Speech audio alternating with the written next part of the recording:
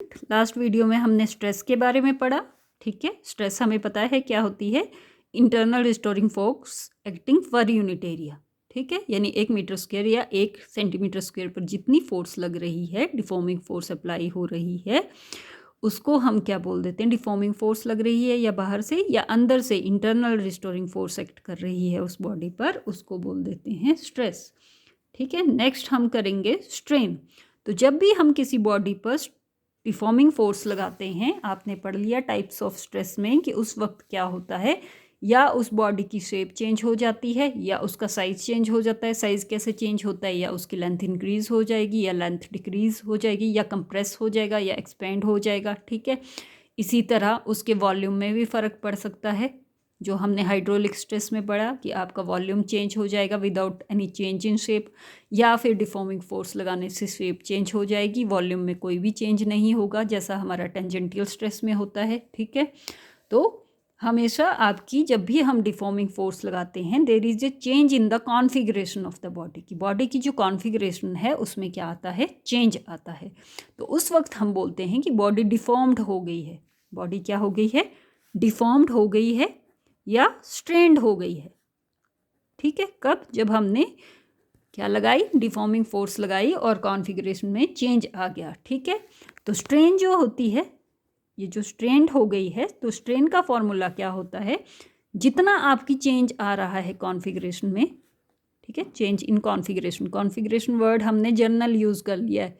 Configuration की जगह length भी हो सकती है, वॉल्यूम भी हो सकता है। ठीक है, अपॉन ओरिजिनल कॉन्फ़िगरेशन। तो आप स्ट्रेन को डिफाइन कर सकते हैं, it is the ratio of change in configuration to the original configuration. ठीक है, ये आपकी स्ट्रेन होती है। तो आपकी स्ट्रेन जो होती हैं, आपको खुद पता चल गया कि ये 2 सिमिलर क्वांटिटीज़ आप बोल सकते हैं। लाइक क्वांटिटीज़ की क्या है, रेशो। जैसे अगर लेंथ होगी तो change in length upon original length, अगर वॉल्यूम होगा तो change in volume upon original volume. तो ये क्या हो जाएंगे, इनके यूनिट्स आपस में कैंसिल हो जाएंगे, इसी तरह इनके डायमेंशंस भी क्या हो जाएंगे, कैंसल्स हो जाएंगे। तो आपकी जो स्ट्रेन होती है, तो ना इसके यूनिट्स हैं एंड नो डायमेंशंस, तो कुछ भी नहीं होंगे इसके, ना यूनिट्स होंगे ना ही डायमेंशंस होंगे। ठीक है, तो आगे है टाइप्स ऑफ स्ट्रेन। तो डिपेंडिंग अपॉन कि जब आप डिफॉर्मिंग फोर्स अप्लाई कर रहे हैं उस वक्त कौन सी चीज़ चेंज हो रही है, उस बेसिस पे आपकी डिफरेंट टाइप्स ऑफ स्ट्रेन होती हैं। सबसे पहली है लॉन्गिट्यूडनल स्ट्रेन। तो लॉन्गिट्यूडनल वर्ड जैसे मैंने आपको पहले भी बताया किस लिए यूज़ किया जाता है, लेंथ के लिए। ठीक है, तो जब आप डिफॉर्मिंग फोर्स अप्लाई कर रहे हैं, ठीक है, यानी कैसी स्ट्रेस लग रही है उस पर, लॉन्गिट्यूडनल स्ट्रेस। ठीक है, डिफॉर्मिंग फोर्स अप्लाई कर रहे हैं और स्ट्रेन प्रोड्यूस हो रही है। ठीक है, तो उस डिफॉर्मिंग फोर्स के कारण क्या चेंज हो रहा है, only length, there is a change in length alone.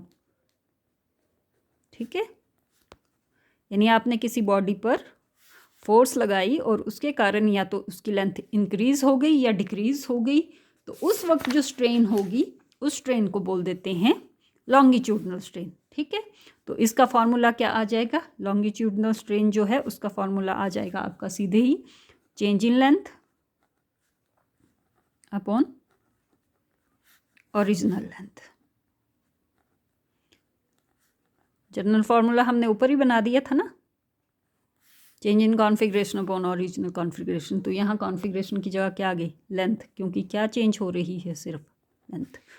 तो ये है डेल्टा एल अपॉन एल। ठीक है, सेकंड है आपकी, फर्स्ट टाइप हो गई लॉन्गिट्यूडनल। ठीक है, ये दोनों के लिए अप्लाई हो जाएगी, चाहे आपकी कंप्रेसिव है चाहे लॉन्गिट्यूडनल स्ट्रेस है, यानी चाहे आपका साइज इंक्रीज हो रहा है चाहे डिक्रीज हो रहा है। नेक्स्ट है वॉल्यूमेट्रिक स्ट्रेन।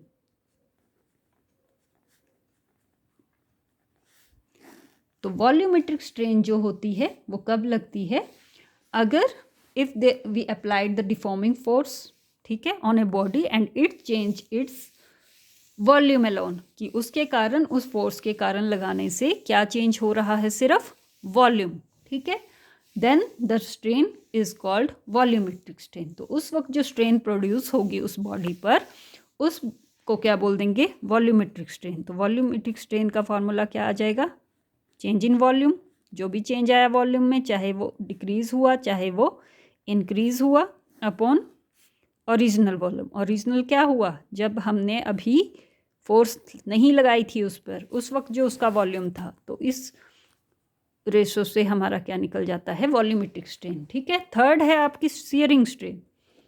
तो शेयरिंग स्ट्रेन अगर हमने समझनी हो तो शेयरिंग स्ट्रेन तभी लगती है जब आपकी टेंजेंटियल फोर्स लगती है। जैसे हमने टेंजेंटियल या शेयरिंग स्ट्रेस पढ़ी, तो उसमें जो फोर्स अप्लाई होगी वो कैसी अप्लाई होगी, टेंजेंटियल। ठीक है, टेंजेंट डायरेक्शन में। तो उस वक्त there is a change in shape alone, सिर्फ क्या चेंज करेगी, बॉडी की शेप चेंज करेगी, there is no change in the volume, volume पर कोई फर्क नहीं पड़ेगा। तो उस वक्त जो स्ट्रेन प्रोड्यूस होगी उसको क्या बोल देते हैं, शेयरिंग और टेंजेंटियल स्ट्रेन, कुछ भी बोल दो। ठीक है, दोनों नाम है उसके। तो इसको इस तरह से भी डिफाइन करते हैं। इसकी 3 डेफिनेशंस हैं, आपने एटलीस्ट 2 कर लेनी है, जो भी आपको ठीक लग रही हैं। ठीक है। तो जैसे इसको समझाने के लिए मैं तुम्हें एक डायग्राम बताती हूँ। जैसे मैंने एक क्यूबिकल बॉडी ली है, कोई क्यूबिकल बॉडी है। ठीक है, क्यूब का आपको पता है ना, सबकी लेंथ क्या होती है, सेम। तो मैंने मान लिया कि आपकी जो ये क्यूब है, इसके जो साइड्स हैं उनकी लेंथ कितनी है, कैपिटल एल। ठीक है। तो ये आपने क्यूब ले लिया, A B C and D. ठीक है। ई पी, पी एफ नहीं लेंगे क्योंकि एफ हम फोर्स के लिए यूज़ कर रहे हैं, जी एंड एच। ठीक है। अब अगर मैं इस पर टेंजेंटियल फोर्स लगाती हूँ, कैसे लगाती हूँ, मैं मान लेती हूँ जो नीचे वाला आपका जो नीचे वाला फेस है क्यूब के, 6 फेसेस होते हैं ना, नीचे वाले को मैंने फिक्स मान लिया। ये नीचे इधर इधर आगे पीछे ऊपर है ना, नीचे ऊपर आगे पीछे दाएं बाएं 6 फेस होते हैं। तो नीचे वाला जो ABCD है उसको मैंने फिक्स मान लिया, और जो ये ऊपर वाला है इस पर मैंने फोर्स लगाई टेंजेंट डायरेक्शन में। ठीक है, इस डायरेक्शन में लग रही है ये एफ, टेंजेंट डायरेक्शन में। तो अब क्या हो जाएगा, जब मैं इस ऊपर वाले फेस पे फोर्स लगाऊंगी तो सिर्फ ऊपर वाला ही जो है वो आगे की तरफ को शिफ्ट होगा। जैसे मैंने मान लिया ये जो HE वाली इसकी एज थी या साइड थी, ये आगे को शिफ्ट हो गई। नीचे वाला फिक्स है तो A पॉइंट तो आगे को मूव करेगा नहीं, ना ही D पॉइंट मूव करेंगे। सिर्फ कौन से पॉइंट्स मूव करेंगे, जो फिक्स नहीं हैं, जो फ्री हैं। तो ये आगे को फिक्स हो गया, इसकी नई पोजीशन E की मान ली E डैश और H की मान ली H डैश। ठीक है। और ये जो शिफ्टिंग हुई मैंने मान लिया ये कितनी हुई, HS डैश कितना है, डेल्टा L, यानी इतनी डिस्प्लेसमेंट हुई H की, कहाँ से, अपनी पोजीशन से, इतनी से वो डिस्प्लेस हो गया। ठीक है। इसी तरह अब ये आगे को शिफ्ट करेगा तो ये वाला भी आगे को शिफ्ट करेगा उतने ही बराबर ही अमाउंट में। तो आपका जो P है वो P डैश पे शिफ्ट हो गया, और जो G है वो G डैश पे शिफ्ट हो गया। ठीक है। पर जो नीचे वाले पॉइंट हैं B और C वो फिक्स हैं, तो वो तो चेंज होंगे नहीं, वो तो अपनी पोजीशन चेंज करेंगे नहीं। ठीक है। सिर्फ ऊपर जो ऊपर और जो आपके दाएं बाएं आगे पीछे वाले थे वो शिफ्ट हो जाएंगे अपनी पोजीशन से, पर नीचे वाला फेस क्या है, वो फिक्स है। ठीक है। तो अब ये जो आपका एंगल है, जिस एंगल से आपके ये वाले फेसेस जो थे, कौन कौन से, ADEH या BCGP, जिस एंगल से ये शिफ्ट हुए या जिस एंगल से ये डिस्प्लेस हुए, इन रेडियंस, एंगल किस में लेना है, रेडियंस में, डिग्री में नहीं लेना। जैसे 180 डिग्री या 360 डिग्री या 20 डिग्री नहीं लेना, वो π/2 या π/3 या π/8 या 2 पाई, यानी पाई रेडियंस की टर्म में लेना है।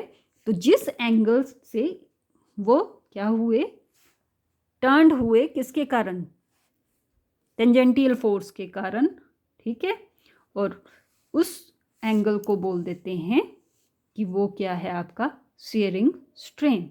तो हम इसको डिफाइन कर सकते हैं, angle in radian through which a plane perpendicular to the fixed surface. ये जो फिक्स सरफेस था ना ABCD, इससे ये दोनों प्लेन जो थे ADEH और BCPG, ये दोनों क्या थे, उसके परपेंडिकुलर थे इससे। तो जिस एंगल से, it is the angle through which the perpendicular planes, ठीक है, to the fix surface turned under the effect of tangential force, कि जिस एंगल से वो टर्न होंगे किसके इफेक्ट के कारण, टेंजेंटियल फोर्स के कारण, उसको बोल देते हैं शेयरिंग स्ट्रेन। इसकी एक और डेफिनेशन होती है, जो शेयरिंग स्ट्रेन है, जैसे मैंने बताया आपको, उसको कैसे लिख देते हैं हम, थीटा से।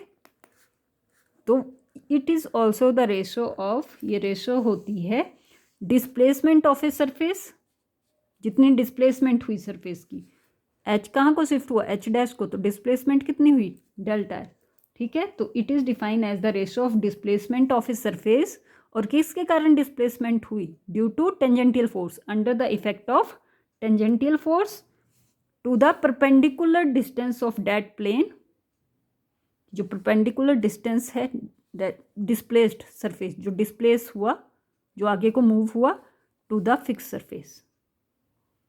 तो आप देखो, जो डिस्प्लेसमेंट हुई आपकी सरफेस की टेंजेंटियल फोर्स के कारण, वो कितनी हुई, डेल्टा एल, ठीक है। उसको हमने डिवाइड करना है किससे, distance of displace surface from the distance of displaced, कौन सा है ऊपर वाला, और फिक्स्ड कौन सा है नीचे, तो उसके बीच का जो डिस्टेंस है वो कितना है, एल से, ठीक है। तो इस तरह भी इसको डिफाइन कर सकते हैं, it is the ratio of displacement of a surface due to tangential force to the perpendicular distance of displace surface from the fixed surface. तो ये भी आपकी टेंजेंट जो शेयरिंग स्ट्रेन है उसकी डेफिनेशन, ये थर्ड डेफिनेशन है। तो आपने जो भी आपको ठीक लग रही हैं, कोई दो कर लेनी है, ठीक है। फिर टेक केयर, बाय।